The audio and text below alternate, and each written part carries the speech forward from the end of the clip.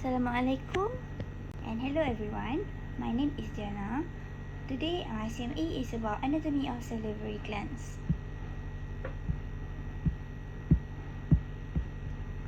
This is the overview of my presentation. I will explain a little bit about introduction of the salivary gland, a little bit about embryology and histology, and then we will go straight into the parotid gland, the submandibular gland and sublingual gland.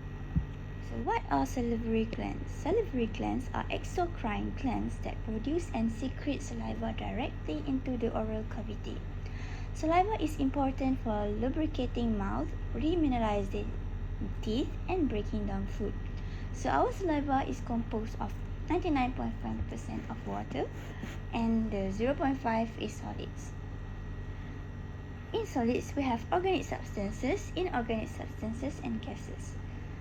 Organic substances is divided into enzymes and other organic substances. We have enzymes like amylase, maltase, lingual lipase, lysozymes, protease, carbonate anhydrase, and kallikrein. While we have other organic substances like mucin, albumin, protein-rich protein, lactoferrin, immunoglobulin A, blood group antigens, free amino acid, non-protein nitrogenous. We also have inorganic substances like sodium, calcium, potassium, bicarbonate, bromide, chloride, fluoride, and phosphate. While we have gases like oxygen, carbon dioxide, and nitrogen. There are 3 major salivary glands and multiple minute glands in the submucosa of the oral cavity. The 3 pairs of major salivary glands are parotid, which is the biggest salivary gland that produces a serous watery secretion. We have submandibular gland that produces a mixed serous and mucus secretion, and sublingual gland that secretes saliva that is predominantly mucus in character. They are all located outside the oral cavity. The secretion reaches the mouth through ductal system, innervated by sensory, parasympathetic, and sympathetic fibers. A little bit on embryology of salivary gland. They develop within 6 to 8 weeks of gestation. They begin as oral ectodermal pouching into the mesenchyma, which is the point of origin is duct orifice. Parotid gland is the first to develop and last to become encapsulated. A little bit histology of salivary gland. It is made up of secretory acini. Acini means a rounded secretory unit, and ducts. There are 2 types of secretion, serous and mucus. The acini can either be serous, mucus, or a mixture of serous and mucus. A serous acinus secretes proteins in an isotonic watery fluid, while a mucus acinus secretes mucin, which is lubricant. The secretory units merge into intercalated ducts, which are lined by simple cuboidal epithelium and surrounded by myoepithelial cell. We will now go into the parotid gland. Para mean around, or tic mean ear, so it's parotid. It is a wedge shape lying on the side of the neck between the mandible and mastoid process.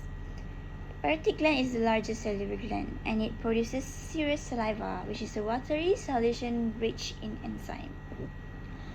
The serous saliva is then secreted into the oral cavity, where it lubricates and aids in the breakdown of food. The anatomical position of parotid gland. It is a bilateral structure, lobular and irregular, and it can be divided into deep and superficial lobes, which are separated by the facial nerve. It lies within a deep hollow known as the parotid region. And this is the boundaries of parotid region. Superiorly is bounded by zygomatic arch. Inferiorly, it is 2 cm below and behind the angle of mandible. Anteriorly is posterior part of the masseter muscle, while posteriorly is bounded and ovalized the mastoid process and sternocleidomastoid. This is the borders and its relation. The upper border of the parotid gland is concave and related to external auditory meatus, where anterior border is convex, and there are many structures leaving the glands beneath this border, which can be enumerated from above to downward as follows. So this is the temporal and zygomatic branch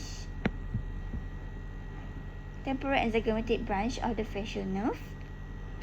This is the transverse facial artery, parotid duct, lower buccal branch of facial nerve, and marginal branch of the facial nerve. Posterior border, it is almost straight and rests on sternocleidomastoid muscle, and it is related to great auricular nerve, as you can see here.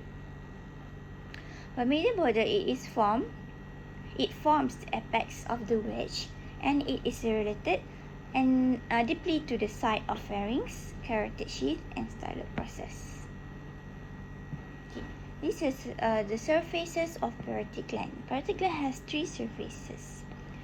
The red dot resembles the lateral superficial surface. The green dot resembles the anteromedial surface, while the purple dot indicates the posterior medial surface. This is cross-sectional picture. It is axial cut of the parotid gland, looking from above. Next, we have parotid bed and the relationship of the parotid gland. It is related to the ramus of mandible, stylohyoid muscle, carotid sheath, sternocleidomastoid muscle at the posterior, and the mastoid process and styloid process posterior superiorly. This is the structures within the parotid gland. We have arteries, vein, and nerves. Arteries is the deepest structure within the parotid gland. As you can see in this picture, this is a cross-sectional picture of the parotid gland. As you can see, the deepest structure is the artery. It is the external carotid artery that lies deeply and terminates into maxillary and superficial temporal artery. Veins, which is intermediate, is the retromandibular vein, termination of superficial temporal vein and also maxillary vein. And superficially, there is a nerve, which is the facial nerve, and its 5 terminal branches. There is also greater auricular nerve and auricular temporal branch of posterior division of mandibular nerve. This picture shows the structures within the parotid gland from this angle. This slide shows the facial nerve branches and the parotid gland. This is the cross-sectional picture of the parotid gland and the facial nerve that runs in between the superficial and deep lobe. As you can see, it punctures the parotid gland.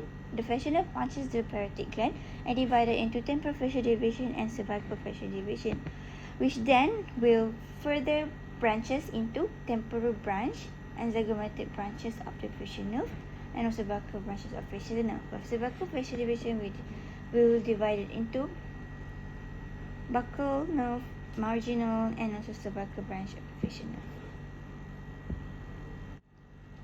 Next, we have parotid fascia.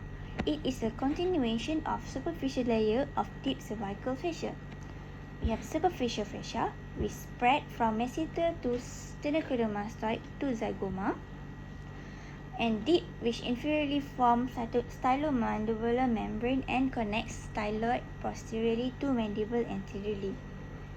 It is inelastic fascia that sends septation into gland, that preventing easy dissection of the parotid gland. Next, we have parotid capsule. The parotid gland is enclosed in two capsules, inner capsule and outer capsule. Inner is inner connective tissue capsule, which is this one, while the outer dense fibrous capsule derived from the investing layer of deep cervical fascia.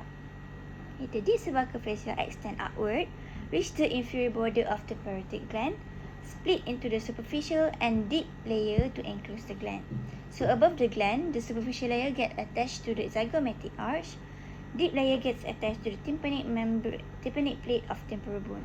A portion of fascia extending to the angle of mandible is called stylomastoid ligament. It separates parotid gland from the submandibular gland. Okay. Next, we have parotid duct. So the secretion of the parotid gland are transported to the oral cavity by the Stenson duct. It arises from the anterior surface of the gland, traversing the masseter muscle. Okay, as you can see here, parotid gland, the parotid duct transverse the masseter muscle, runs forward, downward, and pierces the following structures. First, the buccal pad of fat, and then buccopharyngeal fascia, buccinator, and oral mucosa. Vestibule of mouth, opposite the crown of the second molar tooth. Stenson's duct is around 5 cm long. Next, we will talk about the vasculature of the parotid gland. Its artery supply is by posterior auricular artery and superficial temporal artery, which is the branch of transverse facial artery, and also maxillary artery. So this is the basic. Posterior auricular artery, superficial temporal artery, and maxillary artery. There are branches of the external carotid artery which arise within the parotid gland itself, while venous drainage is achieved via the retromandibular vein. It is formed by unification of the superficial temporal vein and maxillary vein. Next, the lymphatic drainage of parotid gland. So the parotid gland mainly drain into superficial layer below the capsule, which also drain parotid, scalp, eyelids, and external auditory canal. It also drain into deep layer within the gland, which also carries drain from nasopharynx, middle ear, and soft palate. Together, they drain into upper deep cervical nodes, which is level 2. Next, the innervation. So, parotid gland has sensory and autonomic innervation. Sensory innervation is by auriculotemporal nerve, the gland itself, while the great auricular nerve supply the fascia. So, the autonomic innervation controls the rate of the saliva production. The parasympathetic innervation to the parotid gland has a complex path. It begins via inferior salivary nucleus to the glossopharyngeal nerve, to its tympanic branch, to lesser petrosal nerve. This nerve synapses with the otic ganglion, a collection of neuronal subbodies. The auriculotemporal nerve then carries parasympathetic fibers from the otic ganglion to the parotid gland. Parasympathetic stimulation causes an increase in saliva production, while sympathetic innervation originates from superior cervical ganglion, part of the paravertebral chain. Fibers from this ganglion travel along the external carotid artery to reach the parotid gland. Increased activity of the sympathetic nervous system inhibits saliva secretion via vasoconstriction. This slide showing the simplified version of the parasympathetic nerve pathway. So it started from the inferior salivary nucleus, goes to the glossopharyngeal nerve, to the tympanic plexus, lesser superficial petrosal nerve, which is synapse in the otic ganglion, and then auriculotemporal nerve will bring these fibers to the parotid gland. Frizz syndrome. It is a gustatory sweating, also called auriculotemporal syndrome. It is a relatively common late complication of parotidectomy. This complication is due to aberrant regeneration of the postganglionic secremotor parasympathetic nerve fibers into the severed postganglionic sympathetic fibers that supply the sweat glands of the skin. As a result, sweating, dermal flush, or both occur in distribution of the auriculotemporal nerve during the salivary stimulation. Next, we will talk about the submandibular gland. It is the second largest salivary gland. It secretes serous and mucus secretion and is located within the anterior part of submandibular triangle. So this picture shows the boundaries of submandibular triangle. Superiorly, it is bounded by inferior mandible, anteriorly by anterior belly of digastric, while posteriorly is bounded by posterior belly of digastric muscle. Anatomical structure. So, the submandibular gland is a pair of elongate flattened hook which have two sets of arms, superficial and deep. The positioning of this arm is in relation to the mylohyoid muscle, which the gland hooks around. Because this is a superficial arm, a greater portion of a gland that lies inferior to the posterior half of the mandible. It is situated outside the boundaries of the oral cavity. Deep arm, it hooks around the posterior margin of the mylohyoid to enter the oral cavity proper. It lies on the lateral surface of the hyoglossus, lateral to the root of the tongue. This is the root of the tongue. So, firstly, we will talk about the superficial part of the submandibular gland first. So, as you can see in this picture, this is the superficial part of the submandibular gland, while this is the deep part of the submandibular gland. Superficial part is bounded by superiorly by the facial artery, laterally by the facial vein, medially by the mylohyoid muscle, lingual nerve and lingual artery, and the lingual vein. Superiorly is also bounded by the body of the mandible. Okay, so these are the surfaces of the superficial part of submandibular gland. It has three surfaces: lateral, inferior, and medial. Laterally, the superficial part of submandibular gland is related to submandibular fossa on the mandible, mandibular attachment of medial pterygoid muscle insertion, and facial artery. While inferiorly, it is related to the skin, superficial fascia containing platysma, and cervical branch of facial nerve, deep fascia, facial nerve, and submandibular node. Medial surface of superficial part of submandibular gland. Anteriorly, it is related to mylohyoid muscle, nerve and vessel. Middle part of the medial surface is related to hyoglossus, styloglossus, lingual nerve, submandibular ganglion, hypoglossal nerve and deep lingual vein. While posterior part of the medial surface is related to styloglossus, stylohyoid ligament, nine nerve, glossopharyngeal nerve, and wall of pharynx. Next, we have deep part of submandibular gland. As you can see in this picture, this deep part. Okay. Deep part of submandibular gland. Laterally, it is related to mylohyoid muscle. Medially, it is related to hyoglossus muscle. Above it is the lingual nerve and submandibular ganglion. Below it is the hypoglossal. So, submandibular duct. The secretions from the submandibular glands travel into the oral cavity via the submandibular duct, or also known as Wharton's duct. It emerges anteromedially from the deep arm of the gland and courses between mylohyoid and hyoglossus to the floor of mouth. Submandibular duct runs above the cranial nerve 12, hypoglossal nerve, and below the cranial nerve trigeminal, which branch is lingual branch of the trigeminal nerve. It is about 5 cm long, and the orifice is lateral to lingual frenulum bilaterally. You see in this picture. Blood supply. Submandibular gland is supplied by facial artery, specifically the submental artery branch. Venous drainage is by facial vein. It empties directly into the internal jugular vein. The lymph vessel drain into submandibular nodes, then jugular mylohyoid node, which is level 3. Then we'll talk about the nerve supply of submandibular gland. We'll start with parasympathetic or secremotor supply. So the preganglionic parasympathetic fibers rise from the superior salivary nucleus in the pons and pass successively through facial, chorda tympani, and lingual nerves, and then terminate in the submandibular ganglion, which serves as the relay station. And then the postganglionic fibers arise from this ganglion and directly supply the submandibular gland. Sympathetic supply.